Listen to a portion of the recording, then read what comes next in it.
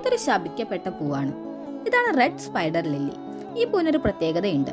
ഇതിന്റെ പൂവും ഇലകളും ഒരിക്കലും ഒരുമിച്ച് കാണില്ല. അതെന്തുകൊണ്ടാണെന്ന് അറിയാമോ? കാലങ്ങൾക്ക് മുൻപേ മഞ്ജു സഖ എന്ന 2 ആത്മാക്കൾ ഉണ്ടായിരുന്നു. ഒരാൾക്ക് ഈ പൂവിന്റെ ഇലകൾ നോക്കാനുള്ള ചുമതല, മറ്റൊരാൾക്ക് പൂക്കൾ നോക്കാനും. അവർക്ക് ഒരിക്കലും പരസ്പരം കാണാനുള്ള അനുവാദം ഉണ്ടായിരുന്നില്ല. പക്ഷെ ഒരു ദിവസം ആരാണ് മറുവശത്ത് എന്ന കൗതുകം അവരെ ഒന്നിച്ചു കൊണ്ടുവന്നു. അവർ കണ്ടുമുട്ടി. ആ കണ്ടുമുട്ടൽ പ്രണയമായി. എന്നാൽ നിയമം ലംഘിച്ചതിനാൽ അവരെ ദേവന്മാർ ശപിച്ചു. ഇനി നിങ്ങൾ ഒരിക്കലും കാണാൻ പാടില്ല. അന്നു മുതൽ പൂ പൂക്കുമ്പോൾ ഇലകളില്ല, ഇലകൾ വളരുമ്പോൾ പൂക്കളില്ല. ഈ പൂ പറയുന്നത് അതെ, ചില സ്നേഹങ്ങൾ ഉണ്ടാകും, പക്ഷെ ഒരിക്കലും ഒന്നാകില്ല. അതുമാത്രമല്ല, ഈ പൂവ് പലപ്പോഴും ശ്മശാനങ്ങളിലാണ് കാണപ്പെടുന്നത്.